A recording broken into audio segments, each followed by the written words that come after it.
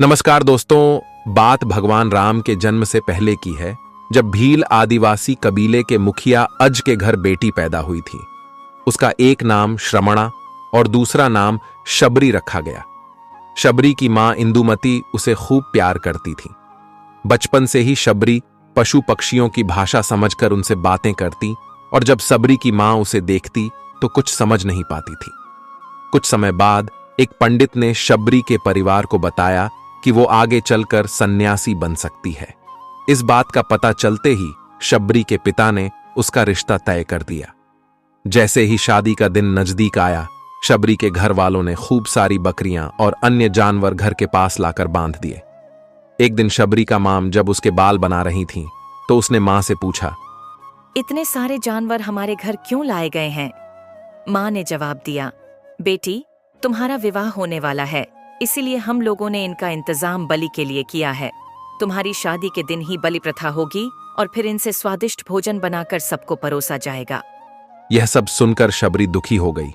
काफी देर तक शबरी ने उन जानवरों को आजाद करने के बारे में सोचा। सोचते सोचते शबरी के मन में हुआ कि अगर ये जानवर यहां नहीं होंगे तो इनकी बलि रुक सकती है। ऐसा नहीं हुआ तो मेरे घर से कहीं चले जाने पर ही यह बलि रुकेगी। जब मैं ही नहीं रहूंगी तब न विवाह होगा और न ही बलि प्रथा। इससे मासूम जानवर बच जाएंगे। इसी सोच के साथ जानवरों को रखी गई जगह पर शबरी पहुंची।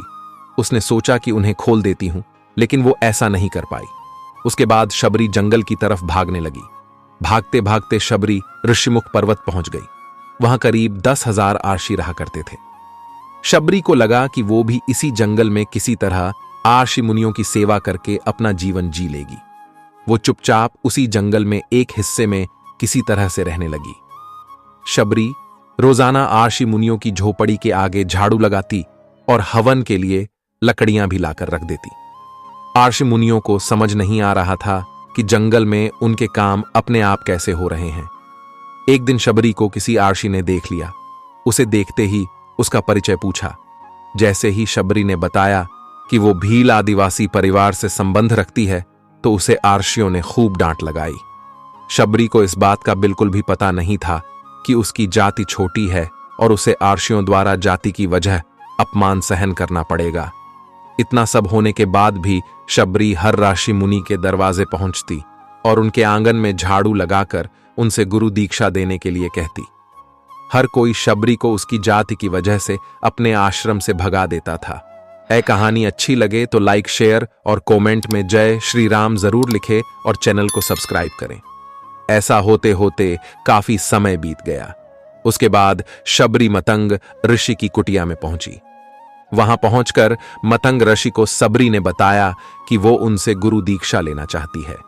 उन्होंने खुशी खुशी उसे अपने गुरुकुल में रहने दिया और भगवान से जुड़ा ज्ञान देते रहे। शबरी ने भी अपने गुरु मतंग आर्षी की सेवा करने में कोई कसर नहीं छोड़ी। वो गुरुकुल के भी सारे काम करती थी। शबरी से खुश होकर मतंग आर्षी ने उसे बेटी मान लिया था।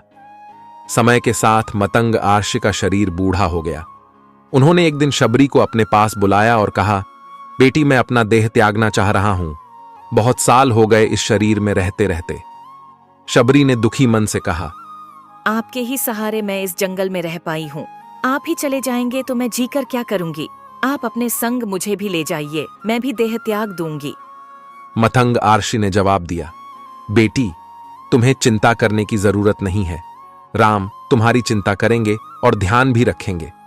शबरी ने राम का नाम सुनने के बाद पूछा, वो कौन है और उन्हें मैं किस तरह से ढूंढूंगी?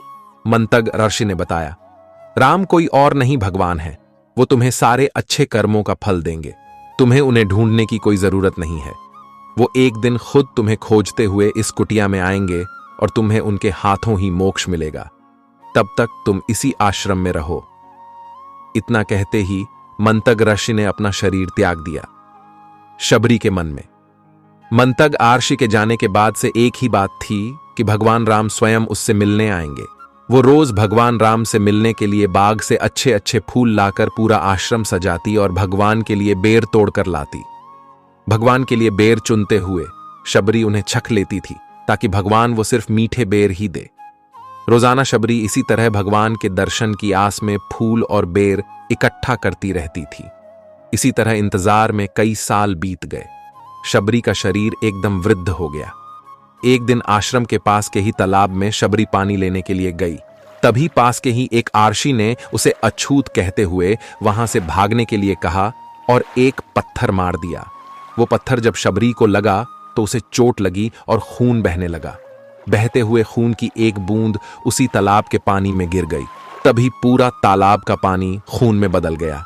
ये सब होता देखकर आरशी ने शबरी को ही डांटा और कहा कि पापीन, तुम्हारी वजह से पूरा पानी खराब हो गया।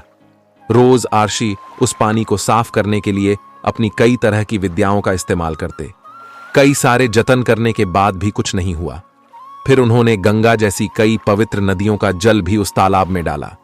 फिर भी तालाब का पानी साफ नहीं हो पाया और वो खून जैसा ही रहा। कई सालों तक तालाब के पानी को साफ करने की कोशिश के बाद भी कुछ काम नहीं आया तो आरशी ने थक कर सब कुछ छोड़ दिया।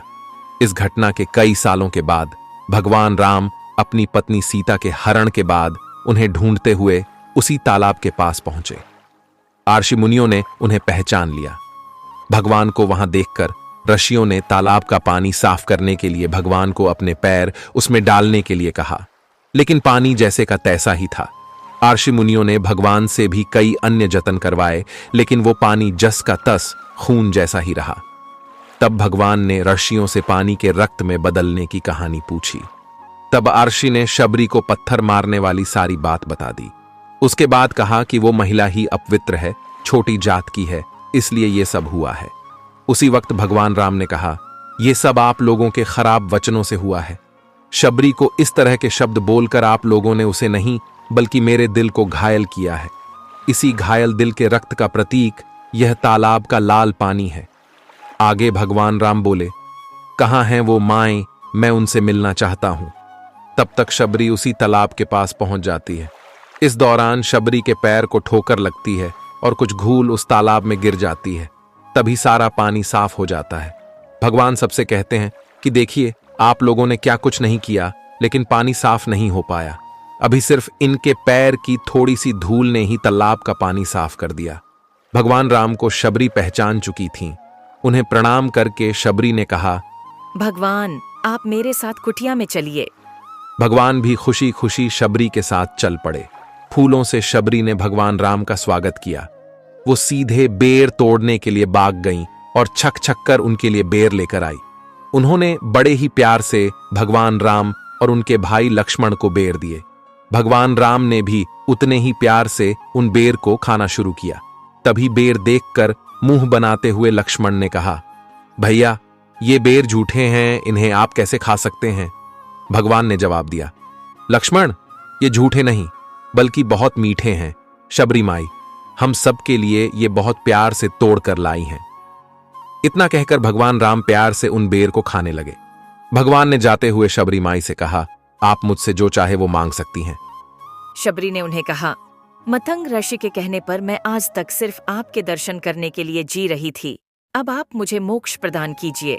मैं अपना शरीर आपके सामने ही त्यागूंगी। उसी वक्त शबरी ने अपना शरीर त्याग दिया। भगवान राम ने अपने हाथों से उनका अंतिम संस्कार किया और सीता मां की खोज में आगे बढ़ गए। इस तरह से आरशी मतंग की बात सच साबित हुई और शबरी को भगवान राम के दर्शन भी हुए। तभी से भगवान राम को शबरी के राम भी कहा जाने लगा। बाकी अगर यह कहानी आपको अच्छी लगी हो तो इस वीडियो को लाइक शेयर करें और ऐसी कहानी सुनने के लिए इस चैनल को सब्सक्राइब करें। तब तक धन्यवाद।